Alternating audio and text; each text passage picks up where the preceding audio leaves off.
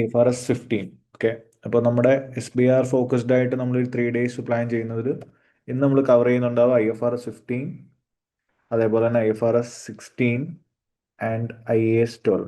Okay, because these three areas are often discussed in almost every SBR paper starting from 2018 September. അപ്പോൾ ഇത് മൂന്നിലും important ആയിട്ട് അല്ലെങ്കിൽ past പേപ്പേഴ്സിൽ ചോദിച്ചിട്ടുള്ള ക്വസ്റ്റ്യൻസും അതിൻ്റെ ഇമ്പോർട്ടൻ്റ് ഏരിയാസും നമുക്കൊന്ന് റിവേഴ്സ് ചെയ്യാം. Okay, so first will start off with IFRS 15. അപ്പോൾ IFRS 15 നമ്മൾ മെയിൻലി ഫോക്കസ് ചെയ്യുന്നത് നമുക്കറിയാം, we are focusing on the 5-step model അല്ലേ. അപ്പോൾ ആ 5-step മോഡലിലെ ഓരോ സ്റ്റെപ്സിലും ഉള്ള ഇമ്പോർട്ടൻറ്റ് ക്വസ്റ്റ്യൻസ് ഉണ്ട് പാസ്റ്റ് പേപ്പേഴ്സിൽ. അപ്പോൾ ആ ഓരോ സ്റ്റെപ്സ് നമുക്കൊന്ന് ഡിസ്കസ് ചെയ്യാം just briefly, then will move on to the main question part. Okay, so IFRS 15 5-step മോഡിലേക്ക് വരുമ്പോൾ നമുക്കറിയാം ഫസ്റ്റ് സ്റ്റെപ്പ് നമ്പർ 1 എന്ന് പറയുന്നത് എന്തായിരുന്നു? Step number 1 way we are focusing on identifying the contract. ഒരു കസ്റ്റമറും അല്ലെങ്കിൽ സപ്ലയറും തമ്മിലൊരു കോൺട്രാക്ട് ഐഡന്റിഫൈ ചെയ്യുക എന്നുള്ളതാണ് ആസ് ആൻ അക്കൗണ്ടന്റ് നമ്മൾ ആദ്യം ചെയ്യേണ്ടത്. ഓക്കെ, അപ്പോൾ ആ കസ്റ്റമറും സപ്ലയറും തമ്മിലുള്ള കോൺട്രാക്ട് നമ്മൾ ഐഡന്റിഫൈ ചെയ്യുന്ന സമയത്ത് we have to look certain factors to it. അപ്പോൾ ആ കോൺട്രാക്ട് നമ്മൾ ചെക്ക് ചെയ്യുമ്പോൾ നമ്മൾ നോക്കേണ്ട ചില ക്രൈറ്റീരിയാസ് ഉണ്ട്, ചില കാര്യങ്ങൾ മീറ്റ് ചെയ്തിട്ടുണ്ടോ നോക്കേണ്ടതായിട്ടുണ്ട്. സോ എന്തൊക്കെയാണ് criterias? Since it's A revision class or marathon, I expect നിങ്ങളെല്ലാവരും ഇപ്പം പഠിച്ചിട്ടുണ്ടാവും. സോ നമുക്ക് ആ ഒരു മ്യൂച്വലി ഡിസ്കസ് ചെയ്ത് പോകാം. അപ്പോൾ എന്തൊക്കെയാണ് നമുക്ക് കോൺട്രാക്ട് ഐഡന്റിഫൈ ചെയ്യുമ്പോൾ നമ്മൾ മെയിൻലി ചെക്ക് ചെയ്യേണ്ട ഫാക്ടേഴ്സ് എന്തൊക്കെയാണ്? When you identify two parties agree ചെയ്തിരിക്കണം. യെസ്, അതിൽ എന്താണ് 2 parties എൻഗേജ്ഡ് ആയിരിക്കണം. Yes, they should be committed to the contract. Then anything else? The contract committed on each party's rights and responsibilities. അത് സപ്ലയറിൻ്റെ ആവാം, അതേപോലെ തന്നെ നമ്മുടെ കസ്റ്റമറിൻ്റെ ആവാം. കസ്റ്റമറിൻ്റെ അല്ലെങ്കിൽ എന്തൊക്കെയാണ് റൈറ്റ്സ് എന്ന് പറയുക, ചിലപ്പോൾ കറക്റ്റ് സമയത്ത് പ്രൊഡക്റ്റ് കിട്ടുക എന്നുള്ളതായിരിക്കാം, അല്ലെങ്കിൽ സർവീസ് കറക്റ്റായിട്ട് ഡെലിവറി ചെയ്യുക എന്നുള്ളതായിരിക്കാം. In the same way when you look into supplier, പൈസ കറക്റ്റായിട്ട് കിട്ടുക എന്നുള്ളതായിരിക്കാം. ഓക്കെ, അല്ലെങ്കിൽ എന്തെങ്കിലും ഡിലേ ഉണ്ടെങ്കിൽ അതനുസരിച്ചുള്ള അഡീഷണൽ പെനാൽറ്റി പുള്ളിക്ക് കിട്ടണം. ഇതൊക്കെ ആയിരിക്കും പുള്ളി എക്സ്പെക്ട് ചെയ്യുന്ന റൈറ്റ്സ്. ഓക്കെ, സോ അങ്ങനെ ഓരോരുത്തരും റൈറ്റ്സ് ആൻഡ് റെസ്പോൺസിബിലിറ്റീസ് നമ്മൾ ഐഡന്റിഫൈ ചെയ്യുക എന്നുള്ളതാണ് സെക്കൻഡ് നമ്മൾ നോക്കേണ്ടത് when we identify A contract. Then apart from that വേറെ എന്താണ്? ഈ ഒരു കോൺട്രാക്റ്റിൽ എപ്പോഴും എന്തുണ്ടാവണം? ഒരു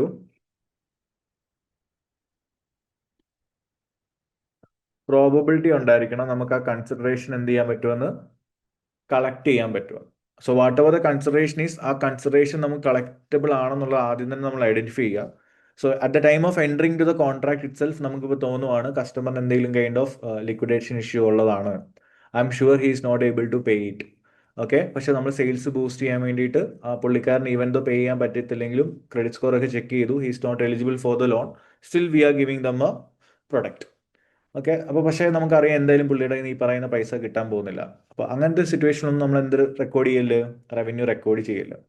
അപ്പോൾ ഇതെല്ലാം വളരെ മൈന്യൂട്ട് ആയിട്ടുള്ള ഫാക്ടേഴ്സ് ആണെങ്കിലും still it is getting tested in SPR. അപ്പോൾ അതുകൊണ്ടാണ് നമ്മൾ ആ പോയിന്റ് ഒന്നുകൂടെ ഒന്ന് റിവേഴ്സ് ചെയ്തത്. So 2 parties should be committed, rights and responsibilities, then probable ആയിരിക്കണം കൺസിഡറേഷൻ നമുക്ക് കളക്ട് ചെയ്യാൻ പറ്റുമെന്നുള്ളത്. സോ ആ മെയിൻ കീ പോയിന്റ്സ് മാത്രമേ ഞാൻ പറയുന്നുള്ളൂ, ബിക്കോസ് എക്സാമിന് വരുമ്പോൾ we can't remember the whole thing. അപ്പോൾ അറ്റ്ലീസ്റ്റ് കീ ടേംസ് മാത്രം ഓർത്തിരിക്കുക. വേറെ എന്താണുള്ളത്? Apart from this 3, is there anything else we have to remember with respect to identifying the contract? Payment yes, അവരുടെ പേയ്മെന്റ് ടേംസ് എങ്ങനെയാണെന്നുള്ളത് പറയണം. ദാറ്റ് ഇസ് ക്രെഡിറ്റ് ആണോ cash ആണോ? Yes, that is very important. Then ഇതുപോലെ തന്നെ വളരെ important ആയിട്ടുള്ള വേറൊരു കാര്യങ്ങളുണ്ടായിരുന്നു. ആ ട്രാൻസാക്ഷൻ ഒരു എക്കണോമിക് ട്രാൻസാക്ഷൻ ആയിരിക്കണം, അല്ലെങ്കിൽ ഒരു ഫെയർ ട്രാൻസാക്ഷൻ ആയിരിക്കണം, ഒരു കൊമേഴ്ഷ്യൽ സബ്സ്റ്റൻസ് നമ്മൾ പറയും ടെക്നിക്കലി. ഓക്കെ, അപ്പോൾ ഒരു പ്രോഫിറ്റ് ഉള്ള ഒരു നോർമലി മാർക്കറ്റ്സിൽ ഒരു നോൺ മാർക്കറ്റ് പാർട്ടിസിപ്പൻസ് തമ്മിൽ നടക്കുമ്പോൾ ട്രാൻസാക്ഷൻ എങ്ങനെയാണോ അങ്ങനെ വേണം ആ ട്രാൻസാക്ഷൻ നടക്കാൻ. അല്ലാതെ സെയിൽസ് ബൂസ്റ്റപ്പ് ചെയ്യാൻ വേണ്ടിയിട്ട് എന്തെങ്കിലും non monetary exchange of transaction ആയിരിക്കല്. ലെറ്റ്സ് ഒരേ ഇൻഡസ്ട്രിയിലുള്ള 2 കമ്പനി തന്നെ ചിലപ്പോൾ എന്ത് ചെയ്യാം, അങ്ങോട്ടും ഇങ്ങോട്ടും അവരുടെ പ്രൊഡക്ട്സ് സെല് ചെയ്യാം without any consideration to boost up their sales. അപ്പോൾ അങ്ങനത്തെ ട്രാൻസാക്ഷൻ ഒന്നും റവന്യൂ റെക്കോർഡ് ചെയ്യാൻ പറ്റൂല. സോ അതുകൊണ്ടാണ് നമ്മളിവിടെ കൊമേഴ്ഷ്യൽ സബ്സ്റ്റൻസ് ഉണ്ടോ എന്ന് ചെക്ക് ചെയ്യുന്നത്. ദാറ്റ് ഈസ് ഒരു മാർക്കറ്റിൽ രണ്ട് മാർക്കറ്റ് പാർട്ടിസിപ്പൻസ് ആയിരുന്നു ഈ ട്രാൻസാക്ഷൻ നടത്തിയതെങ്കിൽ what would have been the price and how the transaction would have happened. ആ സെയിം രീതിയിൽ തന്നെ വേണം ഇവിടെ നടക്കാൻ. ഓക്കെ, അപ്പോൾ പ്രത്യേകിച്ച് ഒരു റിലേറ്റഡ് പാർട്ടി ആയതുകൊണ്ടുള്ള ഒരു അഡീഷണൽ വാല്യൂവോ അല്ലെങ്കിൽ അഡീഷണൽ പ്രൈസ് കൂടുതലോ കുറവോ ഒന്നും ആവാൻ പാടില്ല. Should be a fair price. അപ്പോൾ ഇത്രയാണ് നമ്മൾ വിത്ത് റെസ്പെക്ട് ടു സ്റ്റെപ്പ് 1 നമ്മൾ ഐഡന്റിഫൈ ചെയ്യേണ്ടത് when we are identifying a contract. If any of these criterias are not met, automatically revenue cannot be recognised. നമ്മൾ ഫർദർ സ്റ്റെപ്സിലേക്കൊന്നും പോകണ്ട, അവിടെ തന്നെ നമുക്ക് മനസ്സിലാക്കാം എന്ത് ചെയ്യേണ്ട, റവന്യൂ റെക്കോർഡ് ചെയ്യേണ്ട നമുക്ക് മനസ്സിലാക്കാം. Is a clear everyone? അതാണ് നമ്മൾ step number 1. Now moving on to step number 2. That is contract identify ചെയ്ത് കഴിഞ്ഞാൽ ആ കോൺട്രാക്റ്റിനെ ബേസ് ചെയ്തിട്ട് we have to identify the performance obligation. Okay, നമ്മുടെ സപ്ലയറിന്റെ ഡ്യൂട്ടിയാണ് പുള്ളിക്ക് ഇവിടെ എത്ര പെർഫോമൻസ് ഒബ്ലിഗേഷൻ ഉണ്ട് എന്ന് ഐഡന്റിഫൈ ചെയ്യേണ്ടത്. So what you mean by performance obligation guys? It should be distinct എന്നാണ് പറയുന്നത്. ഒരു ക്ലബ് ചെയ്തൊരു പെർഫോമൻസ് ഒബ്ലിഗേഷൻ ആണെങ്കിൽ there will be only single obligation. Let's say if you are giving a contract to construct a hospital, so അതിന്റെ ഭാഗമായിട്ട് ചിലപ്പോൾ ഒരു building പണിയേണ്ടതുണ്ടാവും, എക്യുപ്മെന്റ്സ് ഫിറ്റ് ചെയ്യേണ്ടതുണ്ടാവും, അല്ലെങ്കിൽ മെക്കാനിക്കൽ വർക്ക് ചെയ്യുന്നുണ്ടാവും. But your contract is to build a hospital എന്നാണെങ്കിൽ then there is only single performance obligation. In the same way ഞാൻ നിങ്ങൾക്ക് ഒരു കാർ തരാമെന്ന് പറയുകയാണെങ്കിൽ car it's a single performance obligation. അല്ലാതെ അതിലെ 4 ടയർ ഒരു പെർഫോമൻസ് ഒബ്ലിഗേഷൻ, എഞ്ചിൻ ഒരു പെർഫോമൻസ് ഒബ്ലിഗേഷൻ, അങ്ങനല്ല. So according to the objective of the contract you have to identify the performance obligation. So it should be distinct enough. Each and every performance obligation should be distinct. What you mean by distinct? അതിനെ നമുക്ക് separately മാർക്കറ്റിൽ sale ചെയ്യാൻ പറ്റുന്ന ഒരു കാര്യമായിരിക്കും. Okay, അതിന് independent ആയിട്ട് ഒരു ക്യാഷ് ഫ്ലോ ജനറേറ്റ് ചെയ്യാൻ പറ്റുന്നുണ്ടെങ്കിൽ നമുക്ക് അതിനൊരു ഡിസ്റ്റിങ് പെർഫോമൻസ് ഒബ്ലിഗേഷൻ എന്ന് പറയാം. അപ്പോൾ ഇതും വളരെ അധികം ടെസ്റ്റ് ചെയ്തിട്ടുള്ള ഏരിയ ആണ്. Maybe can be related to any ഹാർഡ്വെയറിനെയൊക്കെ ബേസ് ചെയ്തിട്ടാണ് കൂടുതലും ക്വസ്റ്റ്യൻസ് വരുന്നത്. So you have to understand the difference between a hardware and a software. അപ്പോൾ ചിലപ്പോൾ അവർ പറയും നിങ്ങളൊരു SaaS കമ്പനിയാണ്, സോഫ്റ്റ്വെയർ പ്രൊവൈഡിങ് ചെയ്യുന്ന കമ്പനിയാണ്. അപ്പോൾ സോഫ്റ്റ്വെയർ പ്ലസ് അപ്ഡേറ്റ് ആണ് നിങ്ങൾ കൊടുക്കുന്നത് for a 3-year period. So how many performance obligations are there? So അവിടെ സനാരിയോ വായിച്ചിട്ട് മനസ്സിലാക്കുക. If update is necessary, is an integral part of that particular software എന്നാണെങ്കിൽ then we have to consider it's a single performance obligation. അല്ല, updates വേണമെങ്കിൽ ചെയ്താൽ മതി, നമുക്ക് വേണമെങ്കിൽ അപ്ഡേറ്റ്സ് സെപ്പറേറ്റ്ലി വാങ്ങാനൊക്കെ ഉള്ള ഓപ്ഷൻ ഉണ്ടെന്നുണ്ടെങ്കിൽ it is 2 separate performance obligation. അപ്പോൾ അങ്ങനെ സനാരിയോ വായിച്ചിട്ട് നിങ്ങൾ മനസ്സിലാക്കുക എത്ര പെർഫോമൻസ് ഒബ്ലിഗേഷൻ ഉണ്ടെന്ന്. ഫ്രം SBR പെർസ്പെക്റ്റീവ് ഞാൻ നിങ്ങൾക്ക് മനസ്സിലാവാനാണ് ഈ പറഞ്ഞ ഹോസ്പിറ്റലിന്റെ കേസോ അല്ലെങ്കിൽ ഈ പറഞ്ഞ കാറിന്റെ എക്സാമ്പിളൊക്കെ പറഞ്ഞത്. പക്ഷേ SBR പെർസ്പെക്റ്റീവ് ഞാൻ എപ്പോഴും കണ്ടിട്ടുള്ളത് ഒരു ഇത്രൂടെ ടെക് റിലേറ്റഡ് ആയിട്ടുള്ള കമ്പനീസിൽ ബേസ് ചെയ്തിട്ടായിരിക്കും ക്വസ്റ്റ്യൻസ് വരുന്നുണ്ടാവുക, especially in step number 2 when we have requirement വരുന്നത് പെർഫോമൻസ് ഒബ്ലിഗേഷൻ ഐഡന്റിഫൈ ചെയ്യാന്നൊക്കെയുള്ള രീതിയിൽ വരുമ്പോൾ. ഓക്കെ, അപ്പോൾ പെർഫോമൻസ് ഒബ്ലിഗേഷൻ എപ്പോഴും നമ്മൾ ഐഡന്റിഫൈ ചെയ്യേണ്ട സിമ്പിൾ ഒരു ലോജിക് എന്ന് പറഞ്ഞാൽ it should be distinct. Distinct means it should be able to sell in the market separately or independently. That can create a cash flow for the company. അല്ല, അതൊരു വേറെ ഒരു മെയിൻ കമ്പണന്റ് ഉണ്ട്. It can B hardware or any item or A product, anything like that. പക്ഷെ ആ പ്രൊഡക്റ്റിന്റെ ഒരു integral പാർട്ടായിട്ടാണ് നമ്മൾ ഈ അഡീഷണൽ സാധനം കൊടുക്കുന്നതെങ്കിൽ then it's a single performance obligation. അല്ല, നമ്മളൊരു ആഡ് ഓൺ ആയിട്ടാണ് കൊടുക്കുന്നത് നിങ്ങൾക്ക് ക്വസ്റ്റ്യൻ വായിക്കുമ്പോൾ ഫീൽ ചെയ്ത് കഴിഞ്ഞാൽ പറയുക it's A 2 separate performance obligation. So അവിടെ നിങ്ങൾ മോർ ദാൻ തിയറി നിങ്ങൾക്ക് അത് പ്രാക്ടിക്കലി അപ്ലൈ ചെയ്യാനാണ് ഇവിടെ പഠിക്കേണ്ടത്. So that is about step number 2. I hope it's clear. Okay, അപ്പോൾ നമ്മൾ മാക്സിമം റിവിഷൻ ആയതുകൊണ്ട് നമ്മൾ പെട്ടെന്ന് ക്വിക്ലി അത് പറഞ്ഞു പോകുന്നതാണ്. This are clearly explain in the class. I'm just reversing it. അപ്പോൾ step number 1 and 2 I hope it's clear for everyone. Okay അല്ലേ? Fine. So after step number 1 and 2, we have step number 3. That is, and the step number 3. Step 3.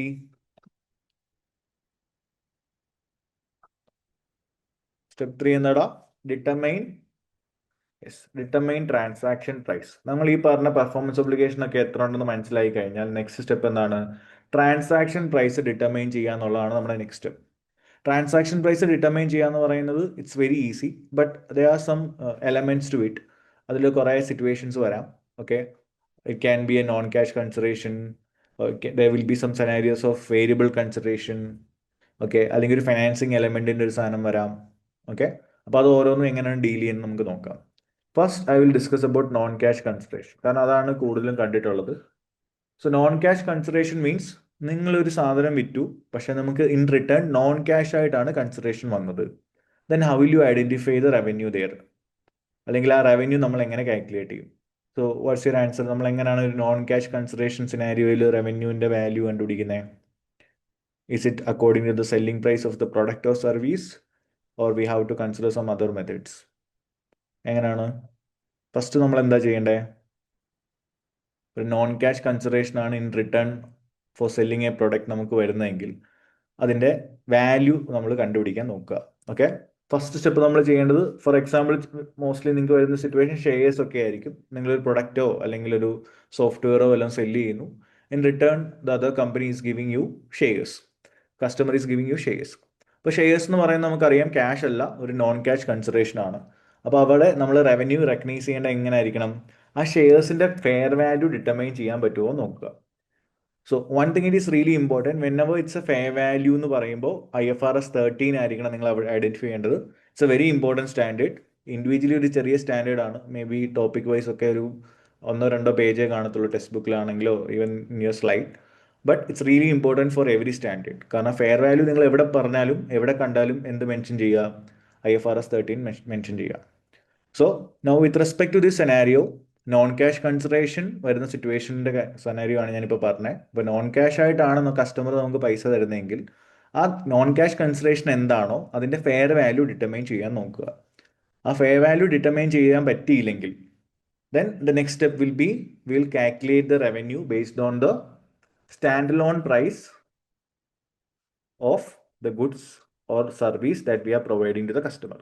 നമ്മൾ കസ്റ്റമറിന് കൊടുത്ത ഗുഡ്സിൻ്റെയോ സർവീസിൻ്റെയോ മാർക്കറ്റിലുള്ള stand alone price, which is basically the MRP or the listed price. Okay, ആ price identify ചെയ്യാൻ നോക്കുക. ആ പ്രൈസ് ആയിരിക്കും നമ്മൾ റവന്യൂ ആയിട്ട് കൺസിഡർ ചെയ്യുന്നത്. You got it? അപ്പോൾ ഫസ്റ്റ് വൺ സിനാരിയോ ക്ലിയർ ആണോ? When we determine the transaction price non cash consideration രീതിയിലൊരു സിനാരിയോ വരുവാണെങ്കിൽ ഇതാണ് നമ്മൾ ഫോളോ ചെയ്യേണ്ട മെത്തേഡ്. ഫസ്റ്റ് എന്ത് ചെയ്യുക? നോൺ ക്യാഷ് കൺസിഡറേഷന്റെ ഫെയർ വാല്യൂ ഐഡന്റിഫൈ ചെയ്യാൻ പറ്റുമോ നോക്കുക. If the fair value is not determinable, ആ തന്നേക്കുന്ന ഷെയറിന്റെ ഫെയർ വാല്യൂ കണ്ടുപിടിക്കാൻ പറ്റുന്നില്ല എന്ന് വല്ലതും ക്വസ്റ്റൻ ആദ്യം പറയുകയാണെങ്കിൽ then straight away we can apply the second step, that is find the standalone price of the goods or service that we are providing to the customer. അതിന്റെ value നമുക്ക് എന്ത് ചെയ്യാം? നമ്മുടെ റവന്യൂ ആയിട്ട് ബുക്ക് ചെയ്യാം. Clear ആണോ ഈ പറഞ്ഞേ? Yes. In the same way there is another situation, that is ചിലപ്പോൾ വേരിയബിൾ കൺസിഡറേഷൻ ഒക്കെ വരാം. സോ വേരിയബിൾ കൺസിഡറേഷൻ എന്ന് പറയുന്നത് നമ്മൾ കുറച്ച് സാധനം വിറ്റു, പക്ഷെ അതിൽ കുറച്ച് തിരിച്ചു വരാൻ സാധ്യതയുണ്ട്. ഓക്കെ, അപ്പോൾ ഞാൻ ഒരു 100 പ്രൊഡക്ട്സ് വിറ്റെങ്കിൽ എനിക്കറിയാം അതിൽ ഒരു 10 പ്രൊഡക്ട്സ് എന്ത് ചെയ്യും? സെയിൽസ് റിട്ടേൺ വരും. അത് നമ്മുടെ പഴയ ഒരു ലെറ്റ്സ് സേ നോർമലി സംഭവിക്കുന്ന ഇ-കൊമേഴ്സ് ഇൻഡസ്ട്രിയിലൊക്കെയാണ്, because they do have an option to എന്ത് ചെയ്യാൻ പറ്റും? Return the order after within 10 days or 5 days according to the terms of the company. അല്ലേ? നിങ്ങൾക്ക് പ്രോഡക്റ്റ് ഇഷ്ടപ്പെട്ടില്ലെങ്കിലോ അല്ലെങ്കിൽ നിങ്ങളുടെ സൈസ് അല്ലെങ്കിലോ ഒക്കെ നിങ്ങൾക്ക് റിട്ടേൺ ചെയ്യാനുള്ള ഓപ്ഷൻ ഉണ്ട്. അപ്പോൾ ഇൻ ദാറ്റ് സെനാരിയോ ആ സെയിൽസ് റിട്ടേൺ നടക്കുന്നത് കൊണ്ട് ദർ ഇസ് എ കൺസേൺ. നമുക്ക് റവന്യൂ കംപ്ലീറ്റ്ലി നമ്മൾ വിറ്റ പ്രൊഡക്റ്റിന് ബുക്ക് ചെയ്യാൻ പറ്റത്തില്ല, because based on the past experience നമുക്കറിയാം ഒരു 10 ആൾക്കാർ എന്ത് ചെയ്യും, അല്ലെങ്കിൽ ഒരു 10 product 10% may return. So in that scenario അതൊരു വേരിയബിൾ ആയിട്ടുള്ള കൺസിഡറേഷൻ ആണ്. So whenever there is A variable consideration, the accounting is really simple. അതൊരു വേരിയബിൾ ആയതുകൊണ്ട്, ദാറ്റ് ഈസ് ഒരു കൺസിസ്റ്റൻസി ഇല്ലാത്തത് കൊണ്ടോ അല്ലെങ്കിൽ ഒരു അൺസർട്ടനിറ്റി ഉള്ളത് കൊണ്ടോ നമുക്ക് എന്ത് ചെയ്യാം? എന്താണോ വേരിയബിൾ എലമെന്റ് അതിനെ നിങ്ങൾ എന്ത് ചെയ്യുക? Keep it as a liability. Okay, ഒരു കൈൻഡ് ഓഫ് ലയബിലിറ്റി ആയിട്ട് ബുക്ക് ചെയ്യാം. ആ കിട്ടിയ ക്യാഷ് നിങ്ങൾ ഇപ്പോഴേ റവന്യൂയിലേക്ക് കൊണ്ട് കാണിക്കല്. Keep it as a liability. Okay, ഒരു കോൺട്രാക്ട് ലയബിലിറ്റി എന്ന് പറഞ്ഞ് കീപ്പ് ചെയ്യാം. Once we are sure okay ഈ 10 പ്രൊഡക്ട്സിന് റിട്ടേൺ വരത്തില്ല എന്ന് വരുന്ന ആ ഒരു മൊമെന്റിൽ നമുക്ക് എന്ത് ചെയ്യാം? We can reverse the entry from liability to revenue. അപ്പോൾ ടിൽ ദാറ്റ് ഡേറ്റ് നമ്മൾ എന്ത് ചെയ്യണം? ആ 90 പ്രൊഡക്ട്സിന്റെ റവന്യൂ മാത്രമേ ബുക്ക് ചെയ്യാവൂ. 10% of the products that you have sold, that is 10 products revenue, that will be kept as a variable consideration. അപ്പോൾ variable consideration should not be recognise as revenue. അല്ലെങ്കിൽ നിങ്ങൾക്ക് അത്രയും ഷുവർ ആയിട്ടുള്ള പെർസെൻറ്റേജ് ഓഫ് ഗുഡ്സ് എത്രയാണോ അത് മാത്രം നിങ്ങൾ revenue വെച്ചു. ബാക്കിയൊക്കെ നിങ്ങൾ എന്ത് ചെയ്യണം? The cash we have received keep it as a contract liability. So later on we can reverse it to revenue. അപ്പോൾ ഇതാണ് വേരിയബിൾ കൺസിഡറേഷൻ്റെ ഭാഗമായിട്ട് നിങ്ങൾ ശ്രദ്ധിക്കേണ്ടത്. ഇതും റവന്യൂവിൽ പലവട്ടം ചോദിച്ചിട്ടുള്ള സിറ്റുവേഷൻസ് ആണ്. Okay, whenever you feel like some kind of uncertainty with respect to collecting the cash flow after the selling the product, we can create it as a liability there. അത് നമുക്ക് റവന്യൂവിലേക്ക് book ചെയ്യാൻ പാടില്ല. Because it's A variable consideration. വരുമോ ഇല്ലയോ നമുക്ക് എന്തില്ല, ഒരു ഉറപ്പ് പറയാൻ പറ്റുന്നില്ല. ഓക്കെ ആണല്ലോ. So we discussed about non cash consideration, variable consideration. Another factor that is going to happen with respect to step number 3, വേറെ നമ്മൾ ശ്രദ്ധിക്കേണ്ടത് ഫൈനാൻസിങ് കമ്പണന്റ് ആണ്. So what is financing component guys? Have you heard about financing component? Yes. That is whenever there is a timing difference between the product that you have sold and the cash received. Okay, ആ ഒരു timing difference ഉണ്ടെങ്കിൽ അവിടെ ചില time value of മണീൻ്റെ adjustments നമ്മൾ ചെയ്യേണ്ടി വരും. അത് നമ്മൾ അഡ്ജസ്റ്റ് ചെയ്യുന്നത് based on discounting factors which is given in the question. അപ്പോൾ അവിടെ നമ്മൾ എന്തെങ്കിലും ഒരു ഡിസ്കൗണ്ടിങ്ങോ കോമ്പൗണ്ടിങ്ങോ ഒക്കെ ചെയ്യും. അതുകൊണ്ടാണ് ഇതിനൊരു ഫൈനാൻസിങ് കമ്പണന്റ് എന്ന് പറയുന്നത്. അല്ല, നമ്മൾ ആർക്കും പലിശയ്ക്ക് കൊടുക്കുകയൊന്നും അല്ല. ഓക്കെ, നമ്മൾ എന്ത് ചെയ്യുന്നു, ഗുഡ്സ് ഞാൻ ഇന്ന് സെല്ല് ചെയ്തു, പക്ഷെ ഒരു 1 year കഴിഞ്ഞിട്ടാണ് എനിക്ക് ക്യാഷ് കിട്ടാൻ പോകുന്നത്. അല്ലെങ്കിൽ എനിക്ക് ക്യാഷ് ഇന്ന് കിട്ടി, ഞാൻ ഗുഡ്സ് സെല്ല് ചെയ്യാൻ പോകുന്നത് ആഫ്റ്റർ 1 year ആണ്. സോ ഇങ്ങനത്തെയൊക്കെ സിറ്റുവേഷൻ നമ്മൾ എന്ത് ചെയ്യണം, we have to adjust it for time value of money. So 2 situation ആണ് ഇവിടെ മെയിൻലി വരാൻ പോകുന്നത്. ഒന്നെങ്കിൽ എന്ത് ചെയ്യുക, നമ്മൾ പ്രൊഡക്റ്റ് സെല്ല് നൗ ചെയ്യുന്നു, ക്യാഷ് ലേറ്റർ വരുന്നു എന്നുള്ള സിറ്റുവേഷൻ. ലേറ്റർ മീൻസ് ആഫ്റ്റർ 1 year നമുക്ക് എടുക്കാം. അതൊരു സിറ്റുവേഷൻ ആണ്. Okay, in the same way cash ഇപ്പൊ കിട്ടുന്നു, will receive cash now, but നമ്മൾ പ്രൊഡക്റ്റ് സെല്ല് ചെയ്യുന്നത് ഒരു ലേറ്റർ പീരീഡിലാണ്, ആഫ്റ്റർ 1 year. ഇങ്ങനെ 2 സിറ്റുവേഷനിലും നമുക്ക് ഫിനാൻസിങ് കമ്പണന്റിന്റെ അഡ്ജസ്റ്റ്മെന്റ്സ് വരും. So will look into first scenario, that is sell now and cash later. So ഇവിടെ എന്തായിരിക്കും നമ്മൾ ചെയ്യുന്നുണ്ടാവുക? ഇപ്പൊ ക്യാഷ് നമുക്ക് പിന്നെ കിട്ടത്തുള്ളൂ. Let's say I am going to get a 1 million after 1 year of the sale. Okay, അതെനിക്ക് കിട്ടാൻ പോകുന്നത് ആഫ്റ്റർ 1 year ആണ്.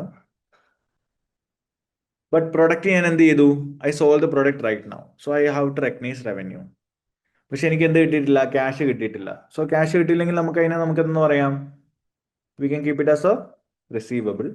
ബട്ട് ആ receivable should not be 1 million. എന്തുകൊണ്ടാണ് 1 million നമുക്ക് വെക്കാൻ പറ്റാത്തത്? കാരണം 1 million നമുക്ക് കിട്ടാൻ പോകുന്നത് ഓൾമോസ്റ്റ് 1 year കഴിഞ്ഞിട്ടാണ്. അപ്പോൾ 1 million എന്ന് കാണിച്ചു കഴിഞ്ഞാൽ it's like you are over stating your revenue. So present value of 1 million എന്താണോ അത് നിങ്ങൾ എടുക്കുക. എന്നിട്ട് ക്രെഡിറ്റ് റവന്യൂയിലേക്ക് പോകുന്ന എമൗണ്ട് എന്ത് മാത്രമായിരിക്കും, ഈ പറയുന്ന പ്രസന്റ് വാല്യൂ ഓഫ് 1 million മാത്രമായിരിക്കും. Okay, that will go directly to revenue. Are you getting it? So next year ഇനി നമുക്ക് ക്യാഷ് കിട്ടുന്ന സമയത്തേക്ക് നമ്മൾ എന്ത് ചെയ്യും, ഈ റിസീവബിളിന്റെ എമൗണ്ടിനെ നമ്മൾ അൺവൈൻഡ് ചെയ്യും. അൺവൈൻഡ് ചെയ്തിട്ട് ഇതിന്റെ വാല്യൂ എന്തിലേക്കാവും അപ്പോഴത്തേക്കും, it will become 1 million. Okay, so ആ സമയത്ത് നമ്മൾ ആ ക്യാഷ് കിട്ടുന്നു, റിസീവബിൾസ് നമ്മൾ റൈറ്റ് ഓഫ് ചെയ്യുന്നു. സോ നോർമലി നമ്മൾ ചെയ്യുന്ന എൻട്രി തന്നെ. ആകെ വ്യത്യാസം എന്താണ്, if it is A 30 days credit period, 60 days credit period, അവിടെ നിന്ന് നമുക്കിത് പ്രശ്നമില്ല. പക്ഷെ ഒരു 1 year ആണ് ക്രെഡിറ്റ് പീരീഡ്, അല്ലെങ്കിൽ 2 years ആണ് ക്രെഡിറ്റ് പീരീഡ് എന്നൊക്കെയുള്ള സിറ്റുവേഷനിലാണ് നമ്മൾ ഈ പറഞ്ഞ ഫിനാൻസിങ് കമ്പണന്റ് കൺസിഡർ ചെയ്യേണ്ടത്. That is we have to discount the future cash we are going to get from the customer. അത് എമൗണ്ട് എന്താണോ ആ എമൗണ്ടിന്റെ പ്രസന്റ് വാല്യൂ എടുക്കുക, and that should be kept as your revenue as well as your receivable. Clear ആണോ? ഇത് clear ആണോ മക്കളെ?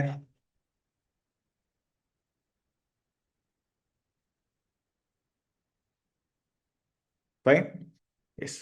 Now ഇനി ക്യാഷ് ഇന്ന് കിട്ടി, we are getting cash now. 1 million എനിക്ക് ഇന്ന് കിട്ടി. പക്ഷേ പ്രശ്നം എന്ന് വെച്ച് കഴിഞ്ഞാൽ I am going to sell the product after 1 year. So ഇവിടെ നമുക്ക് കിട്ടിയ ക്യാഷ് നമ്മൾ എന്തായിട്ട് വെക്കും? How will you account for it?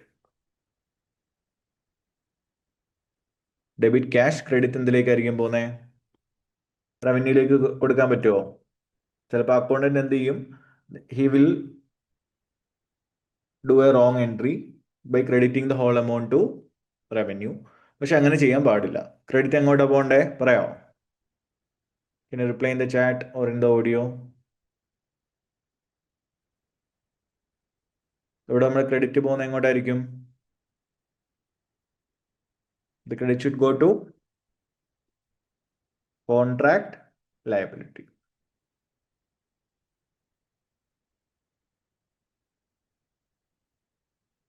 Okay, അപ്പോൾ 1 million നമ്മൾ ഇപ്പോൾ ബുക്ക് ചെയ്യത്തില്ല, പകരം നമ്മൾ 1 million കോൺട്രാക്ട് ലയബിലിറ്റിയിലേക്ക് വെക്കും. ഓക്കെ, ഒന്നെങ്കിൽ ഡിഫേർഡ് റവന്യൂ എന്ന് പറയാം, or we can decide contract liability. എന്നിട്ട് നമ്മൾ ഈ ലയബിലിറ്റീനെ നമ്മൾ വീണ്ടും അൺവൈൻഡ് ചെയ്യും. Okay, so that after 1 year at the time of getting that അല്ലെങ്കിൽ ഏത് പോയിന്റിലാണ് നമുക്ക് റവന്യൂ റെക്കഗ്നൈസ് ചെയ്യാൻ പറ്റുന്നത്, അവിടെ നമ്മൾ എന്ത് ചെയ്യും, ലയബിലിറ്റി ഈ പറഞ്ഞ എമൗണ്ട് റൈറ്റ് ഓഫ് ചെയ്യുന്നു, that will get credited to revenue.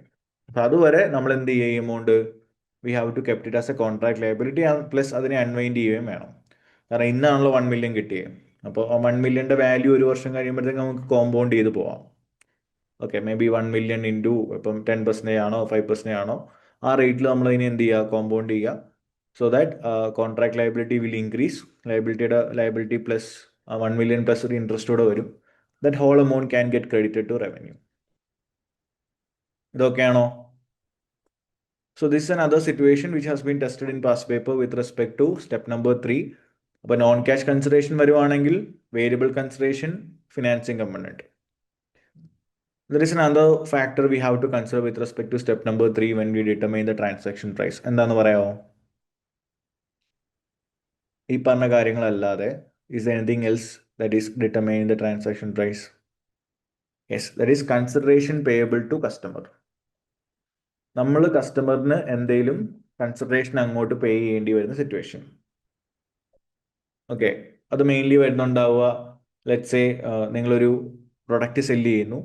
ആ പ്രൊഡക്റ്റ് സെല്ല് ചെയ്യുന്ന സമയത്ത് നമുക്ക് കുറച്ച് കോസ്റ്റ് ഇൻകർ ചെയ്യുന്നുണ്ട്. എന്ന് വെച്ചാൽ ആ പ്രൊഡക്റ്റ് അവിടെ കൊണ്ടുവെക്കാൻ നമുക്കൊരു സെറ്റപ്പ് കോസ്റ്റ് ആവുന്നുണ്ടെന്ന് വെച്ചോ. അപ്പോൾ I'm selling a product worth 1 CR, I'm incurring a setup cost of 5 lakhs or let's say 2 lakhs or something like that. അപ്പോൾ ആ എമൗണ്ടിനെ നമ്മൾ എങ്ങനെ അക്കൗണ്ട് ചെയ്യും?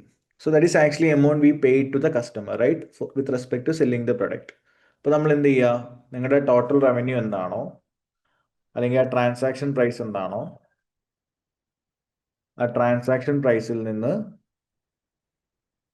എന്ത് കുറയ്ക്കണം, ആ കൺസിഡറേഷൻ നമുക്ക് വരുന്ന കോസ്റ്റ്, ആ കൺസിഡറേഷൻ പേയബിൾ നമ്മൾ എന്ത് ചെയ്യുക, കുറയ്ക്കുക. ആ കൺസിഡറേഷൻ പേയബിൾ നമ്മൾ കുറച്ചിട്ട് വരുന്ന നെറ്റ് എമൗണ്ട് ആയിരിക്കും നമ്മൾ എന്തായിട്ട് കാണിക്കുന്നത്, നമ്മുടെ റവന്യൂ ആയിട്ട് ബുക്സിൽ കാണിക്കുന്നുണ്ടാവുക. So whenever there is a consideration payable to customer, okay, അത് പേ ചെയ്യേണ്ടി വരുന്ന ഒരു സിറ്റുവേഷൻ ആണെങ്കിൽ that should be deducted from your transaction price. നിങ്ങളുടെ ട്രാൻസാക്ഷൻ പ്രൈസിൽ നിങ്ങൾ എന്ത് ചെയ്യുക, അത് കുറയ്ക്കുക. The same way, another example will be if there is a delay in the project, customer is asking you to pay a penalty. അങ്ങനെയാണെങ്കിലും നിങ്ങൾക്ക് ഇതേ സിനാരിയോ തന്നെ ആയിരിക്കും വരുന്നുണ്ടാവുക, way we can deduct the transaction പ്രൈസിൽ നിന്ന് നമുക്ക് എന്ത് ചെയ്യാം, ആ പെനാൽറ്റി എമൗണ്ട് കുറയ്ക്കാം. സോ ഇതൊക്കെ നമ്മുടെ പാസ്റ്റ് പേപ്പേഴ്സ് നമ്മൾ ചെയ്തിട്ടുള്ളതാണ്. I'm just reversing that scenarios. So ഇത് ക്ലിയർ ആണോ? With respect to step number 3 നമ്മൾ എന്തൊക്കെ കാര്യങ്ങളാണ് ഓർത്തിരിക്കേണ്ടത്? Okay, that is step number 1, identify the contract. Step number 2, identify the performance obligation. Step number 3, determine the transaction price. And what about step number 4? Step number 4 എന്താണ്? നമ്മൾ ഈ പറഞ്ഞ transaction പ്രൈസിനെ എന്ത് ചെയ്യുക, ടു ഈച്ച് പെർഫോമൻസ് ഒബ്ലിഗേഷനിലേക്ക് നമ്മൾ എന്ത് ചെയ്യണം, split ചെയ്യണം. So how will you split it? What's the base of splitting? Based on their standalone price. So അവരുടെ സ്റ്റാൻഡ് ലോൺ പ്രൈസിന്റെ ബേസിസിലായിരിക്കും നമ്മൾ ഈ പറഞ്ഞ ട്രാൻസാക്ഷൻ പ്രൈസ് അല്ലെങ്കിൽ TP അലക്കേറ്റ് ചെയ്യുന്നത്. Okay, so if you are selling 1 or more than 3 performance obligation, ആ total നിങ്ങളുടെ റവന്യൂവിനെ ആ 3 performance ഒബ്ലിഗേഷനിലേക്ക് നമ്മൾ സ്പ്ലിറ്റ് ചെയ്യും. അപ്പോൾ എങ്ങനെയാണ് സ്പ്ലിറ്റ് ചെയ്യുന്നത് വെച്ച് കഴിഞ്ഞാൽ, അതിന്റെ മാർക്കറ്റിൽ ഇൻഡിവിജ്വലി അതിനെ മാർക്കറ്റിൽ സെല് ചെയ്യാൻ പറ്റുന്നതുകൊണ്ടല്ലേ നമുക്ക് അതിനൊരു പെർഫോമൻസ് ഒബ്ലിഗേഷൻ ആക്കി മാറ്റിയത്. ആദ്യം ഞാൻ പറഞ്ഞായിരുന്നു, ഈ ഫസ്റ്റ് ഓഫ് ഓൾ ഡിസ്റ്റിങ്ക്ട് ആയാൽ മാത്രമാണ്, ഡിസ്റ്റിങ്ക്ട് എന്ന് വെച്ചാൽ സെപ്പറേറ്റ്ലി സെല് ചെയ്യാൻ പറ്റിയാൽ മാത്രമാണ് നമുക്ക് എന്ത് ചെയ്യാൻ പറ്റത്തുള്ളൂ, അതിനൊരു പെർഫോമൻസ് ഒബ്ലിഗേഷൻ ആയിട്ട് അക്കൗണ്ട് ചെയ്യാൻ പറ്റത്തുള്ളൂ. സോ ഒബ്വിയസ്ലി ആ സെപ്പറേറ്റ്ലി അതിനെ സെല് ചെയ്യുമ്പോൾ അതിനൊരു മാർക്കറ്റ് ഒരു പ്രൈസ് ഇട്ടിട്ടുണ്ടാവും. അപ്പോൾ ആ പ്രൈസിന്റെ ബേസിസിലാണ് നമ്മൾ ആ ടോട്ടൽ ട്രാൻസാക്ഷൻ പ്രൈസിനെ എന്ത് ചെയ്യേണ്ടത്, സ്പ്ലിറ്റ് ചെയ്യേണ്ടത്. So it's a calculation part, it's a very easy factor. അതിൽ I hope no one have any doubt there. Okay, അപ്പോൾ അത് ഭയങ്കര സിമ്പിൾ ആയിട്ടൊരു കാൽക്കുലേഷൻ ആണ്, വലിയ ജഡ്ജ്മെന്റിന്റെ ആവശ്യമൊന്നുമില്ല. The last and final step is really important, that is step number 5, which is recognition of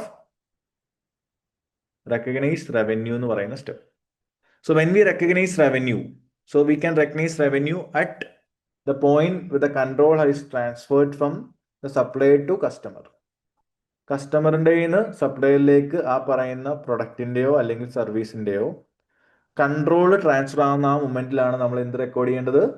simply revenue record ചെയ്യേണ്ടത്. Okay, so when V record the revenue, we can either record it at the point of time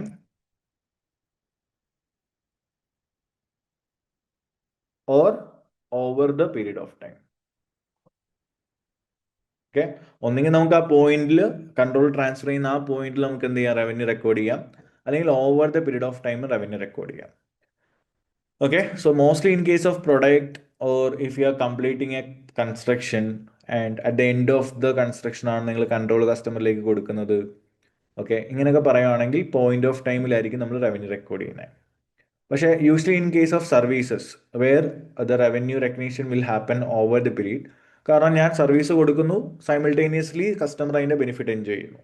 so this happens simultaneously, right? അപ്പോൾ നമുക്ക് അവിടെ revenue record ചെയ്യുന്നത് എന്ത് ചെയ്യാം? Over the period തന്നെ record ചെയ്യാം. ഒറ്റ ഇമ്മീഡിയറ്റ്ലി നമ്മൾ അറ്റ് എ ടൈം എന്ത് ചെയ്യുമല്ല, റവന്യൂ റെക്കോർഡ് ചെയ്യുമല്ല. So they mostly in case of services ആണ് നമ്മൾ over the period revenue record ചെയ്യുന്നത്. Or even it can happen for construction where we have a right to receive the payment as soon as we complete the work. ഇപ്പോൾ ഒരു വലിയ construction ആണ്, 10% complete ചെയ്തു, അതിൻ്റെ പൈസ കിട്ടാനുള്ള റൈറ്റ് നിങ്ങൾക്കുണ്ട്. സോ അവിടെ എന്താ, സൈമിൾട്ടേനിയസ്ലി നിങ്ങൾ വർക്ക് ചെയ്യുന്നു, അതനുസരിച്ച് അതിൻ്റെ പൈസ കൊടുക്കുന്നു. So the control is getting transfer simultaneously, not at the point of time where the whole construction is complete. ഇപ്പോൾ ക്വസ്റ്റ്യൻ കൃത്യമായിട്ട് വായിക്കുക. ഇപ്പോൾ ക്വസ്റ്റ്യൻ ആദ്യം പറയുവാണ് കൺസ്ട്രക്ഷൻ കംപ്ലീറ്റ് ആയി കഴിഞ്ഞേ നമുക്ക് കൺട്രോൾ ട്രാൻസ്ഫർ ആക്കുന്നുള്ളൂ. കീ പാസ് ചെയ്യുന്ന ആ മൊമെന്റിലാണ് കൺട്രോൾ ട്രാൻസ്ഫർ ആവുന്നത് പറയുകയാണെങ്കിൽ then revenue recognition should happen at the point of time. അല്ല, if you have the right to receive the payment immediately after you complete the work, that is 10%, 10%, 10% or whatever it is according to the terms, ആ stage by stage നിങ്ങൾക്ക് work complete ചെയ്യുന്നതിന് എന്ത് കിട്ടുന്നുണ്ട്? Right to receive payment എന്നാണെങ്കിൽ then we can recognise revenue over the period. അപ്പോൾ ഒരിക്കലും നിങ്ങൾ എടുത്ത് പറയുകയാണ്, എഫ് ആറിൻ്റെ ഒരു പെർസ്പെക്റ്റീവിലൊക്കെ നമ്മൾ കൺസ്ട്രക്ഷൻ എന്ന് കേൾക്കുമ്പോഴേ ഓവർ ദ പീരീഡ് എന്ന് ചിന്തിച്ച് പോകും. പക്ഷെ അങ്ങനല്ല, ക്വസ്റ്റ്യൻ കൃത്യമായിട്ട് വായിച്ചിട്ട് നിങ്ങൾ ആ ക്ലാസിഫിക്കേഷൻ പറയുക. ഓക്കെ, SBR അത് ടെസ്റ്റ് ചെയ്യുന്ന ഒരു ഏരിയയാണ്. So these are the 5 different areas we have to cover with respect to IFRS 15. So ഇതായിരിക്കും നമ്മുടെ സ്ട്രോങ് ക്വസ്റ്റ്യൻ പോയിന്റും in IFRS 15. I hope all of you are comfortable with these 5 steps. ഇതിൽ എന്തെങ്കിലും doubts ഉണ്ടോ? So നമ്മൾ ക്ലാസ്സിൽ ചെയ്തിട്ടുള്ളതാണ്. I'm just reversing this questions in our. അപ്പോൾ ഈ ഒരു ക്വസ്റ്റ്യൻ ഒന്ന് സെനാരിയോ വായിക്കുക. Question number 42. It's from September December 2022. അപ്പോൾ here they asking a scenario with respect to revenue. So revenue recognition correct ആണോ എന്നാണ് നമ്മൾ പറയേണ്ടത്. So all of it just quickly go through it. അപ്പോൾ നമ്മുടെ റിക്വയർമെൻറ്റ് ഇതാണ്: explain in accordance with IFRS 15 how the consignment arrangement should be dealt with in the financial statements of Rubble Company, and why explain why the proposed treatment of revenue is not accordance with IFRS 15. അവർ പറഞ്ഞിരിക്കുന്ന treatment എന്തുകൊണ്ടാണ് acceptable അല്ലാത്തത് എന്ന് ചോദിച്ചിട്ടുണ്ട്. So total it is for 7 marks. Okay, so just go through the question, then I will discuss. While discussing the answer ഞാൻ പറയുന്നത് എങ്ങനെ draft ചെയ്യേണ്ടതെന്നുള്ളത്. Okay, just quickly ഒന്ന് ഗോ ത്രൂ ചെയ്യുക ക്വസ്റ്റ്യനിൽ കൂടെ. ഓൾറെഡി ക്ലാസ്സിൽ ഇരുന്നവർക്ക് ഒരു ചെയ്ത ക്വസ്റ്റ്യൻ ആയിരിക്കാം, but we can again have A look at it. Scenario ഒന്ന് വായിച്ചു നോക്കിയേ. Yeah. So in this particular question, you can see that it's a consignment arrangement. So first of all, എന്താ consignment arrangement എന്ന് പറഞ്ഞു കഴിഞ്ഞാൽ, okay, like there will be a dealer. Okay, നമ്മളൊരു ഡീലറായിട്ട് മാത്രമായിരിക്കും act ചെയ്യുന്നുണ്ടാവുക. അപ്പോൾ ആ മേജർ സപ്ലയർ നമ്മുടെ അടുത്ത് സാധനം കൊണ്ടുവെക്കുന്നു ടു സെൽ, ബട്ട് നമ്മൾ അവർക്ക് പൈസയൊന്നും കൊടുക്കുന്നില്ല. Just like it mainly happens with the motor vehicle industries. അപ്പോൾ ഈ പറഞ്ഞ കാറിൻ്റെ കേസിലൊക്കെ ആയിരിക്കും ഇത്രയോട് ഇത് അപ്റ്റ് ആവുന്നത്, അല്ലെങ്കിൽ ഫർണിച്ചർ.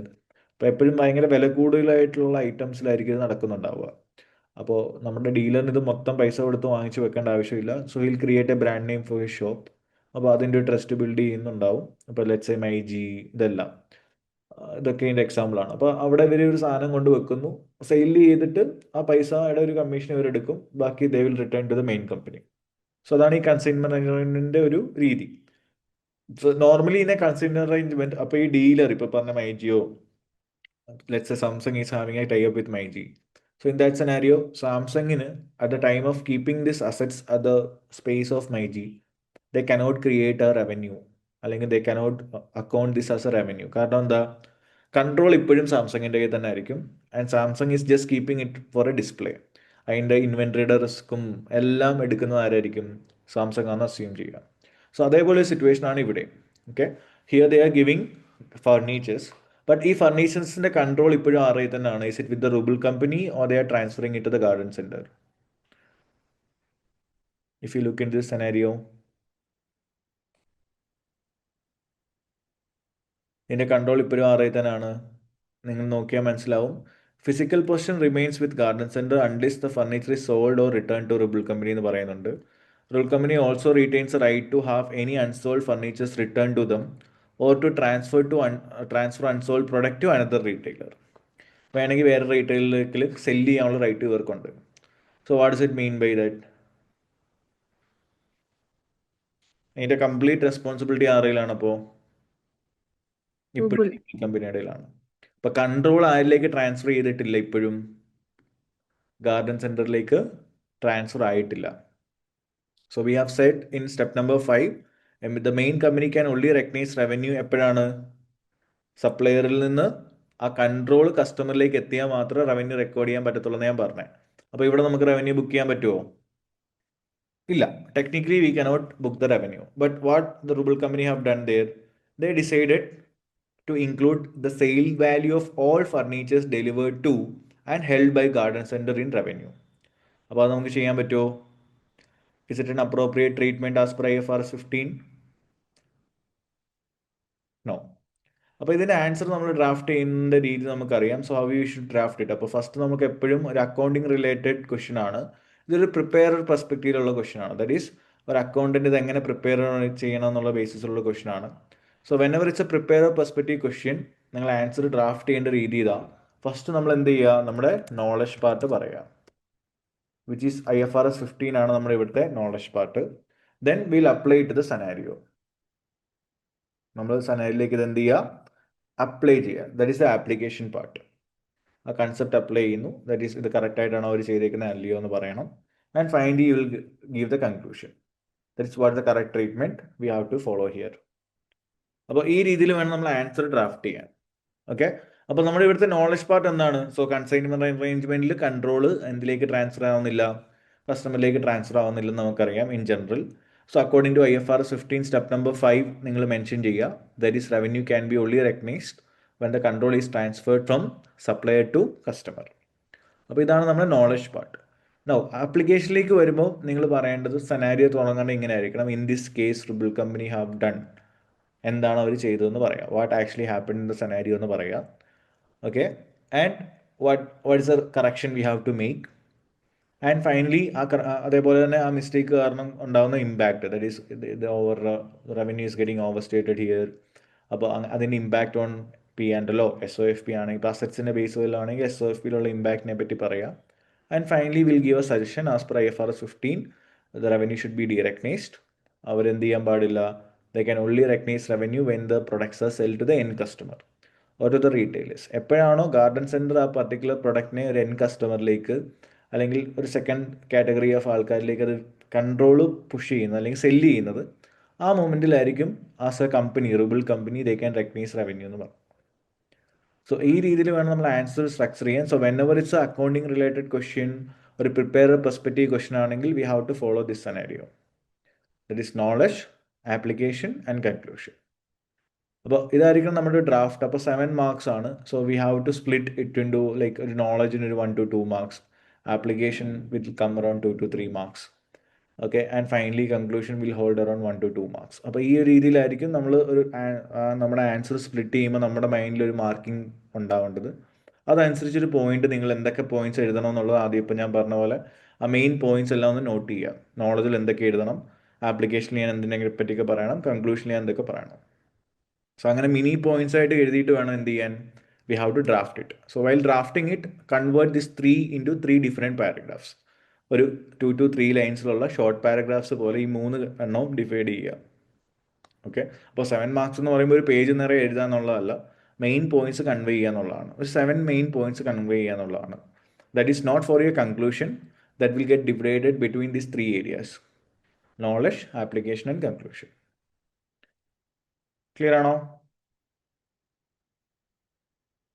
ഓക്കെ, സോ അതിൻ്റെ ജസ്റ്റ് ആൻസർ പാർട്ട് നമുക്കൊന്ന് ക്വിക്ക്ലി ഒന്ന് വായിച്ചു നോക്കാം. നമ്മൾ ഈ പറഞ്ഞേക്കുന്ന പോലാണോ അവർ എഴുതിയിരിക്കുന്നത് എന്നുള്ളത് നമുക്ക് നോക്കാം.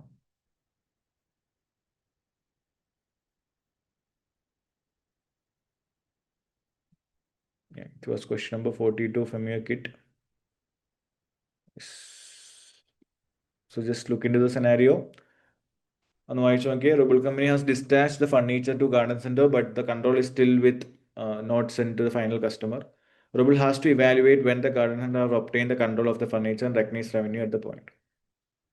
Okay, the furniture is controlled by Rubble until a specified event occurs. So whether the sale of the furniture should happen to the customer of Garden Center, and this control is further evidenced by the fact that furnitures can be transferred to another retailer, or Rubble can request to have a request the furnitures return to Rubble if required എന്നൊക്കെ പറയുന്നുണ്ട്. So revenue should not be recognized on the delivery of the goods to the garden center. അപ്പോൾ because control is still with Rubble, അപ്പോൾ control is still with Rubble എന്നുള്ളത് factor നമ്മൾ focus ചെയ്തുകൊണ്ടേയിരിക്കുക. So Rubble can finally, we can say that Rubble can only recognize revenue when the garden center sells the product to the customer. Although Garden Center has a physical possession of the product, it does not obtain the title, only a right to sell. So it does not have an unconditional obligation to pay Rubble. So the inventory should also continue to get recognized by Rubble until it is sold to the final customer. അപ്പോൾ final കസ്റ്റമറിലേക്ക് എത്തുന്നത് വരെ ഇതിൻ്റെ control ആരെ തന്നെ ആയിരിക്കണം? റുബിളിൻ്റെയിലാണ്. അപ്പോൾ ആ ഇൻവെൻട്രിയും ഇരിക്കേണ്ടത് inventory account ചെയ്യുന്നത് റുബിളിൻ്റെ ബുക്സിലാണ്. It should not be in the books of garden centre. Clear ആണോ? സോ ദിസ് ഈസ് ഞാൻ പറഞ്ഞത് ഷോർട്ട് 3 പാരഗ്രാഫായിട്ട് നമ്മൾ എന്ത് ചെയ്യുക, ഇതിനെ സ്പ്ലിറ്റ് ചെയ്യുക. അപ്പോൾ സെക്കൻഡ് പാരഗ്രാഫിൽ നമ്മൾ എന്താണ് ആ സെനാരിയോ നടന്നതെന്നുള്ള രീതിയിലായിരിക്കും. And finally will give A conclusion. Is it clear everyone?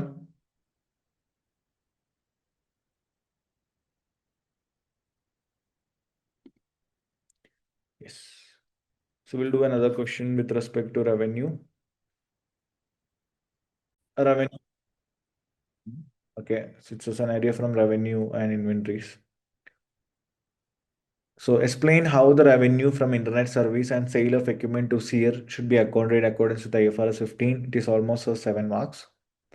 And explain with calculation how the sale of inventory would be accounted in the individual FS as well as in the overseas subsidiary. ഇപ്പോൾ ഈ ഒരു part നിങ്ങളിപ്പം focus ചെയ്യേണ്ട, because it's consultation part.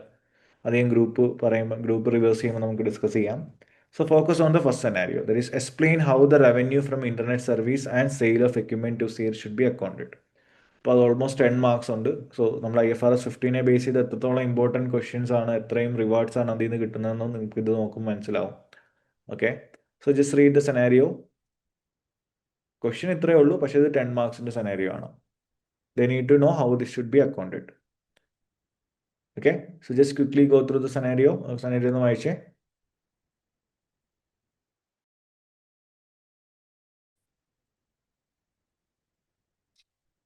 അത് വായിച്ചോ.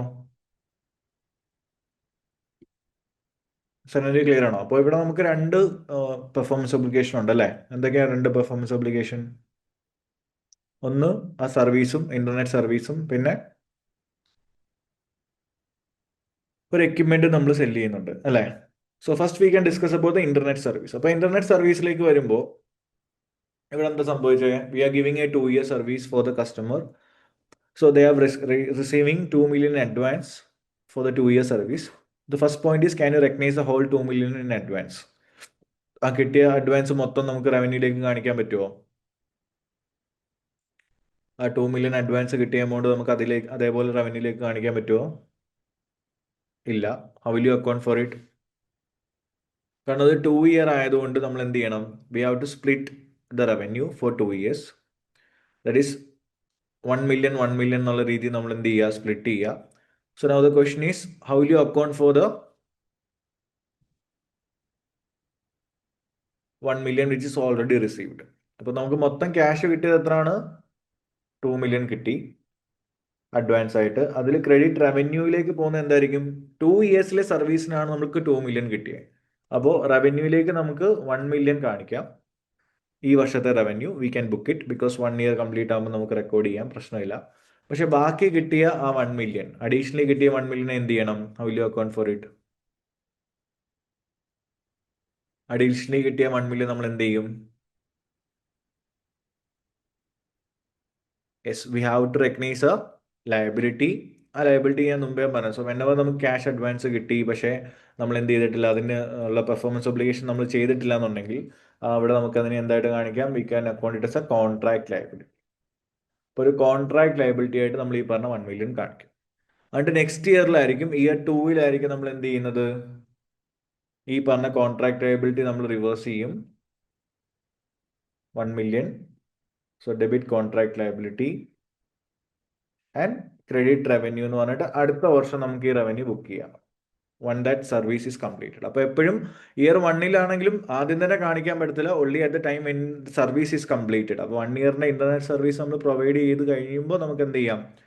V can recognise revenue. Okay ആണോ? അപ്പോൾ നമ്മൾ പറയേണ്ടത് ഇവിടെ ആദ്യം മുമ്പേ പറഞ്ഞ പോലെ നോളജ് പാർട്ട് പറയും. In accordance with IFRS 15 revenue from contract with customers each performance obligation request to be determined. അത് നമ്മൾ കൺട്രോൾ എപ്പോഴാണ് പോകുന്നത് നോക്കണം. That is point of time ആണോ ഓവർ ദ പീരീഡ് ആണോ? ഇപ്പോൾ സ്റ്റെപ്പ് നമ്പർ 5 ആണ് നമ്മൾ ബേസിക്കലി ഡിസ്കസ് ചെയ്യേണ്ടത്. So now with respect to internet service നമുക്കറിയാം, ഞാൻ പറഞ്ഞു ഇവിടെ നമ്മൾ സർവീസ് കൊടുക്കുന്നു, അതേപോലെ കസ്റ്റമർ അതിൻ്റെ ബെനിഫിറ്റ് കൺസ്യൂം ചെയ്യുന്നതും സൈമൾട്ടേനിയസ്ലി ഒരേ സമയം നടക്കുന്നുണ്ട്. സോ ഓവർ ദ പീരീഡ് ആണ് റവന്യൂ റെക്കഗ്നൈസ് ചെയ്യേണ്ടത് പറയാം. Revenue recognition should happen over the period. So revenue of 1 million, first year വരുന്ന റവന്യൂ ഓഫ് 1 മില്യൺ നമുക്ക് എന്ത് ചെയ്യാം? ഡയറക്ട്ലി ബുക്സിൽ P&L റവന്യൂ ആയിട്ട് ബുക്ക് ചെയ്യാം. That additional 1 million should be account as a contract liability and will be presented in the financial position. Clear ആണോ?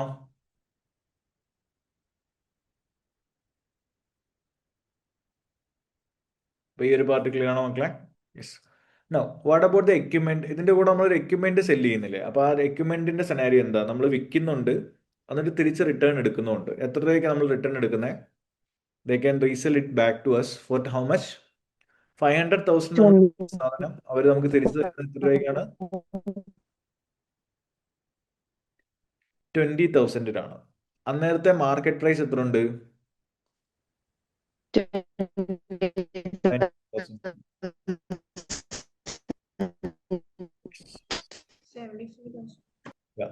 75,000. അപ്പോൾ ഇത് actually നമുക്ക് പഠിക്കാനുള്ള ഒരു ടോപ്പിക്കാണ്, ചെറിയൊരു മൈന്യൂട്ട് ആയിട്ടുള്ള ഏരിയ ആണ്, which is sale and return അല്ലെങ്കിൽ സെയിൽ ആൻഡ് റീപർച്ചേസ് എന്ന് പറയുന്ന ഏരിയ ആണ്.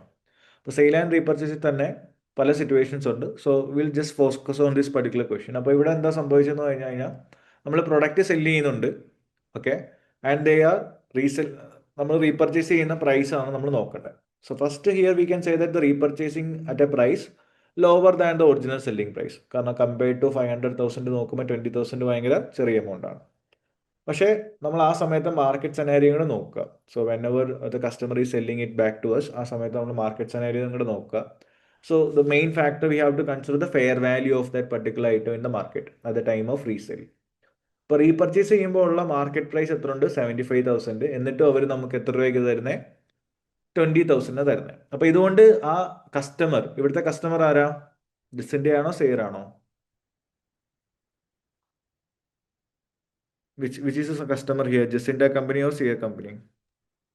Sear company. അപ്പോൾ സിയർ കമ്പനിക്ക് ഇതുകൊണ്ട് എന്തെങ്കിലും എക്കണോമിക് ബെനിഫിറ്റ് കിട്ടുന്നുണ്ടോ ഇത് നമുക്ക് റീസെൽ ചെയ്തുകൊണ്ട്?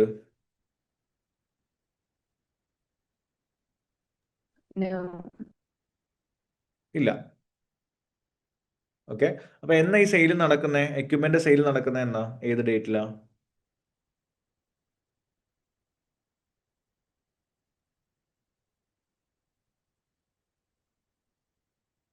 When this equipment sale is happening?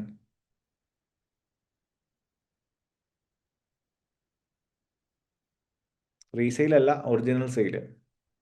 1st January 2016. First January 2016 നടക്കുന്നത്, ഇതിന്റെ സെയിൽ നടക്കുന്നത് അല്ലേ? സോ അന്ന് നമ്മൾ കൺട്രോൾ ട്രാൻസ്ഫർ ചെയ്തിട്ടുണ്ടല്ലോ. നമ്മൾ ആ ഫുൾ പ്രൊഡക്റ്റിന്റെ കൺട്രോൾ ആർക്ക് കൊടുത്തു? സെയറിന് കൊടുത്തു for a period of 5 years. 3 years 2 years, 2 yearsലേക്ക്. But now the customer is reselling it back to us for a price lower than the original selling price. And when we compare it the market price, അന്നത്തെ market price നോക്കുമ്പോൾ അവർക്ക് പ്രത്യേകിച്ച് economic benefit ഒന്നും കിട്ടുന്നുമില്ല. Okay. So അങ്ങനെയാണെങ്കിൽ how Jacinda should account for it? എങ്ങനെയായിരിക്കും നമ്മൾ ഇതിനെ അക്കൗണ്ട് ചെയ്യുന്നത്? So original selling price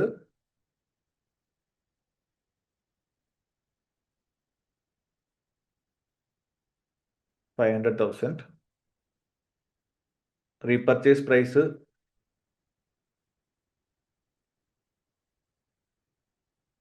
$20,000 and അന്നേരത്തെ ഫെയർ വാല്യൂ നോക്കുക. അന്നത്തെ ഫെയർ വാല്യൂ ഇന്ന് മാർക്കറ്റ് എത്ര ഉണ്ട്? 75,000. Okay, so we have to consider ഇതെന്താണ്? ഒരു സെയിൽ ആൻഡ് റീപർച്ചേസ് എഗ്രിമെന്റ് ആണ്. So this a sale and repurchase agreement. And sale and repurchase agreement whereby customer നമുക്ക് തിരിച്ചു തരുന്നു for a price lower than the market price ആണ്. അപ്പൊ കസ്റ്റമറിന് പ്രത്യേകിച്ച് എക്കണോമിക് ബെനിഫിറ്റ്സ് ഒന്നും ഇതുകൊണ്ട് കിട്ടുന്നുമില്ല. അങ്ങനെയാണെങ്കിൽ Jacinda will account it as a sale with a right to return എന്ന് പറഞ്ഞിട്ടായിരിക്കും ആ പറയുന്ന എക്യുപ്മെന്റ് സെയിലിനെ നമ്മൾ അക്കൗണ്ട് ചെയ്യേണ്ടത്. ഓക്കെ, ഈ ഒരു ഇങ്ങനത്തെ ട്രാൻസാക്ഷൻ നമ്മൾ പറയുന്ന സിറ്റുവേഷൻ എന്താണ്? Where the customer is reselling it back to us, but മാർക്കറ്റിലുള്ള പ്രൈസിനേക്കാളും കുറച്ചിട്ടാണ് അവർ നമുക്ക് തരുന്നത്. So they are not getting any economic benefit from it. അപ്പോൾ സിഗ്നിഫിക്കൻറ്റ് എക്കണോമിക് ബെനിഫിറ്റ് ഒന്നും അവർക്ക് എൻജോയ് ചെയ്യാൻ പറ്റുന്നില്ല എന്നുണ്ടെങ്കിൽ നമ്മൾ ഇതിനെ അക്കൗണ്ട് ചെയ്യേണ്ട എന്തായിട്ടാണ്? Will account it as sale with a right to return. അപ്പോൾ ഈ ട്രാൻസാക്ഷൻ നമ്മൾ അക്കൗണ്ട് ചെയ്യുന്നത് same. So revenue will be measured at a gross transaction price. നമ്മൾ സെല്ല് ചെയ്യുന്ന സമയത്ത് ആ മെഷീൻ്റെ പ്രൈസ് നമുക്ക് റവന്യൂവിൽ കാണിക്കാം, 500,000 എന്ന് പറഞ്ഞിട്ട് തന്നെ കാണിക്കാം. ഓക്കെ, അപ്പോൾ അത് സെയിലാണ്, പക്ഷേ ഇതിനെ നമ്മൾ sale with a right to return എന്ന് പറഞ്ഞിട്ടായിരിക്കും ബുക്കിൽ അക്കൗണ്ട് ചെയ്യുന്നത്. Is it clear? അപ്പോൾ whenever this questions comes, നമ്മൾ എപ്പോഴും ആകെ കമ്പയർ ചെയ്യേണ്ടത് നിങ്ങൾ എന്താ? ആ സമയത്തെ മാർക്കറ്റിലുള്ള ഫെയർ വാല്യൂ ആയിട്ടും കൂടെ ഒന്ന് കമ്പയർ ചെയ്യാം. Suppose the fair value was 10,000, നമ്മൾ റീസെല് ചെയ്യുന്നത് 20,000 ആണെന്ന് വെച്ചോ. സോ അവിടെ അപ്പോൾ എന്തുണ്ട്? സിഗ്നിഫിക്കൻറ്റ് എക്കണോമിക് ബെനിഫിറ്റ് ഉണ്ട്. സോ ഞാൻ ജസ്റ്റ് പറയുകയാണ്, അപ്പോൾ അങ്ങനെ ഒരു സെനാരിയോ വരുവാണെങ്കിൽ how will you account it? So ഇത് തന്നെ ക്വസ്റ്റിനകത്തിൽ റീപർച്ചേസ് പ്രൈസ് 2,000 ആയിരുന്നു, ഫെയർ വാല്യൂ 10,000 ആണെന്ന് വെച്ചോ. So there is an economic benefit. Market value വെച്ച് കമ്പയർ ചെയ്യുമ്പോൾ ഒരു എക്കണോമിക് ബെനിഫിറ്റ് ഉണ്ട്. So but again the price is lower than the original selling price. Original selling price വെച്ച് നോക്കുമ്പോൾ പ്രൈസ് കുറവാണ്. So will you account for it? ഇങ്ങനത്തെ ഒരു situation ആണെങ്കിൽ ഇതും ഒരു സെയിൽ ആൻഡ് റീപർച്ചേസ് എഗ്രിമെന്റ് ആണ്. ആകെ വ്യത്യാസം എന്താണ്? റീപർച്ചേസ് പ്രൈസ് എന്താണ്? ഫെയർ വാല്യൂ വെച്ച് കമ്പയർ ചെയ്യുമ്പോൾ കൂടുതലാണ്. So they are enjoying an economic benefit there. So will you account for it? Just note it down. ഈ സമയത്ത് നമ്മൾ ആ മെഷീനിന്റെ അക്കൗണ്ടിങ് ട്രീറ്റ്മെന്റിനെ നമ്മൾ അവർ അക്കൗണ്ട് ചെയ്യുന്നത് എന്തായിട്ടായിരിക്കും? We have to account actually it as a lease. നമ്മൾ ആക്ച്വലി സെയിൽ നടന്നിട്ടില്ല, നമ്മൾ ഈ പ്രൊഡക്റ്റ് ഒരു 2 ഇയർ പീരീഡിലേക്ക് അവർക്ക് ലീസിന് കൊടുത്താണ് നമ്മൾ അക്കൗണ്ട് ചെയ്യും. Okay, just note it down. ഇങ്ങനത്തെ ഒരു സിറ്റുവേഷൻ വരുവാണെങ്കിൽ, നോർമലി അങ്ങനത്തെ ക്വസ്റ്റ്യൻസ് അങ്ങനെ വന്നിട്ടില്ല, പക്ഷേ if the sale and repurchase agreement പോലത്തെ ക്വസ്റ്റ്യൻ വരുവാണെങ്കിൽ ഇത് നോട്ട് ചെയ്യുക. ഓക്കെ ആണോ? ഇത് തമ്മിലുള്ള വ്യത്യാസം മനസ്സിലായോ? സെക്കൻഡ് സെനയിലുള്ള വ്യത്യാസം എന്താണ്? ഫെയർ വാല്യൂവിനേക്കാളും കൂടുതൽ വിലയ്ക്കാണ് അവർ വിൽക്കുന്നത്. Okay, so there is no economic benefit. Economic benefit അവർക്ക് കിട്ടുന്നുണ്ട്, കാരണം മാർക്കറ്റ് വാല്യൂനേക്കാളും കൂടുതൽ വിലയ്ക്കാണ് അവർ നമുക്ക് തരുന്നത് കസ്റ്റമർ റീപർച്ചേസ് പ്രൈസ്. പക്ഷേ അഗെയിൻ ദ ഒറിജിനൽ സെല്ലിംഗ് പ്രൈസുമായിട്ട് കമ്പയർ ചെയ്യുമ്പോൾ പ്രൈസ് കുറവുമാണ്. സോ ഞാൻ നിങ്ങൾക്ക് 500,000 സാധനം തന്നു, തിരിച്ച് 20,000 ആണ് എനിക്ക് കിട്ടുന്നത്. സോ ഇറ്റ്സ് ഓൾമോസ്റ്റ് ലൈക്ക് 4,80,000 നമ്മൾ അവരുടെ നിന്ന് ചാർജ് ചെയ്തു. So that charge is for leasing that asset. അതാണ് നമ്മുടെ ഒരു എക്കണോമിക് സബ്സ്റ്റൻസ് വെച്ചിട്ട് നമ്മൾ അസ്യൂം ചെയ്യുന്നത്.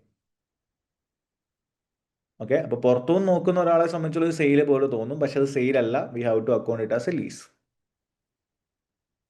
R you getting it? ഈ സിറ്റുവേഷൻ ക്ലിയർ ആണോ? ഇത് തന്നെ വേറൊരു സെനാരിയോ കൂടെ പറയാം.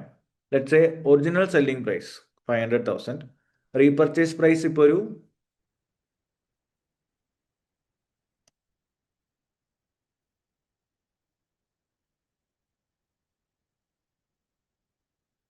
റീപർച്ചേസ് പ്രൈസ് വാസ് 5,20,000 ആണെന്ന് വെച്ചു.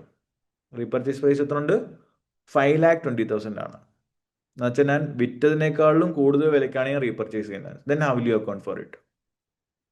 Will account it as A finance arrangement. എന്ന് വെച്ചാൽ ഞാൻ അസറ്റ് അവിടെ കൊടുത്തിട്ട് ഒരു 2 വർഷം സെക്യൂരിറ്റിക്ക് അസറ്റ് കൊടുത്തു, എന്നിട്ട് തിരിച്ച് അസറ്റ് റീപർച്ചേസ് ചെയ്യുന്നതിന് എക്സ്ട്രാ ഒരു 20,000 കൂടെ കൊടുക്കുന്നുണ്ട്. So in economic substance will treat this sale and repurchase agreement as A financing arrangement.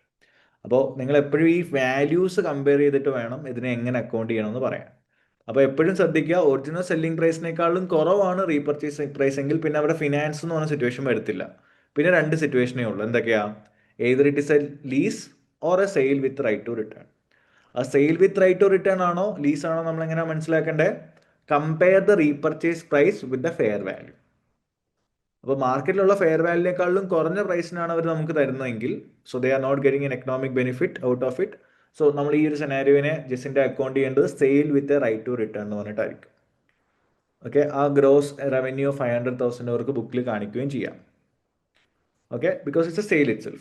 But on the other hand, if it is a scenario where repurchase price is higher than the fair value, that is 20,000 ആണ് repurchase price, fair value 10,000 വല്ലതും ആണെങ്കിൽ, then Jacinda should have accounted it as a lease. പുള്ളിക്കാരൻ ഒരു lesser ആണ്, മറ്റേ പുള്ളിക്ക് ഇതൊരു ലിസി ആണ്, നമ്മൾ 2 വർഷത്തേക്ക് ഇത് ലീസിന് കൊടുത്താന്നുള്ള രീതിയിലായിരിക്കും അക്കൗണ്ട് ചെയ്യുന്നുണ്ടാവുക. അപ്പോൾ ഇതിൻ്റെ ശരിക്കും ലീസിന് കൊടുത്താണോ എന്ന് ചോദിച്ചാൽ അല്ല, ബട്ട് ആ എക്കണോമിക് ട്രാൻസാക്ഷനെ എങ്ങനെ ആസ് പെർ ദ സ്റ്റാൻഡേർഡ് നമുക്ക് അക്കൗണ്ട് ചെയ്യാൻ നമ്മൾ നോക്കുന്നതാണ്.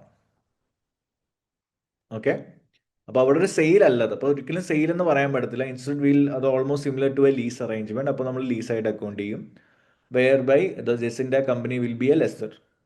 On the other hand, if it is a price, last situation ഞാൻ പറഞ്ഞത്, ഇപ്പോൾ ഒരു scenario will be like original selling പ്രൈസിനേക്കാളും കൂടുതൽ പ്രൈസിനാണ് റീപർച്ചേസ് നടക്കുന്നതെങ്കിൽ will account it as a financing arrangement. കാരണം ആക്ച്വലി ഇത് വലിയ ലെങ്തി ടോപ്പിക്കാണ് ഈ പറഞ്ഞ സെയിൽ ആൻഡ് റീപർച്ചേസ് എന്ന് പറയുന്നത്. പക്ഷേ എക്സാം പാസ് പേപ്പേഴ്സ് നോക്കുമ്പോൾ ഈ ഒരു ക്വസ്റ്റ്യൻ മാത്രമേ ഉള്ളൂ നമുക്ക് എക്സാം കിറ്റിലുള്ളത്. അപ്പോൾ അതിനെ ബേസ് ചെയ്തിട്ടൊരു മിനിമം നോളജ് നിങ്ങൾക്ക് ഉണ്ടായിരിക്കുക with respect to revenue. Okay, അപ്പോൾ normally they will test everything from IFRS 15 itself. Step number 5 ഒക്കെ ആയിരിക്കും ടെസ്റ്റ് ചെയ്യുന്നത്. എങ്ങാണോ ഔട്ട് ഓഫ് ദ ബോക്സ് ഇങ്ങനെ ഒരു സിറ്റുവേഷൻ വന്നു കഴിഞ്ഞാൽ make sure you are able to do it. So ഈ പറഞ്ഞ കണ്ടന്റ് ക്ലിയർ ആണോ? Can you reply in the chat? All of you, is it clear? Yes.